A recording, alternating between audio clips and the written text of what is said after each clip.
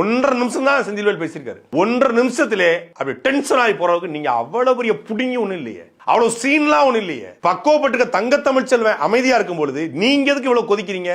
திமுக அபிஷியலா சேர்ந்து திமுக கொள்கை பரப்பு செயலாளராகவோ இல்லை மாணவர் பாசறை மகளிர் பாசறை போக முடியாது, வேற ஏதாவது பொறுப்பை வாங்கிக்கிட்டு நீங்க இருந்தீங்க அப்படின்னா நீங்க பேசலாம். அதுக்கு லாஜிக் இருக்கு. பொதுவான ஆளு ஊடகவியலாளர், மூத்த பத்திரிகையாளர், நெறியாளர் இப்படின்னு போட்டுக்கிட்டு நீங்க திமுக முட்டு கொடுத்தா கேட்கத்தானே செய்வான். 200 ஊபிஸ்ன்னு கேட்கத்தானே செய்வான். பேடிஎம் கரோன்னு அவன் கேட்கறான்னா கேள்விக்கு பதில் சொல்லி, இல்ல நான் அப்படி இல்ல, நான் கொள்கை கோட்பாடு கொண்டு திராவிட சித்தாந்தத்தை ஏற்றுக்கொண்டு நான் திமுகவுக்கு ஆதரவா பயணிக்கிறேன். திமுகவினால இந்த செயல்பாடு எனக்கு பிடிச்சிருந்துச்சு. பாத்தீங்களா, ஒரு 53 கல்கோரி எடுத்து போராடிய ஜவஹர் அலி லாரியை வச்சு அடிச்சு கொல்லப்பட்டிருக்காரு. இது மாதிரி செயல்பாடு எனக்கு இப்படி ஈர்த்துச்சு.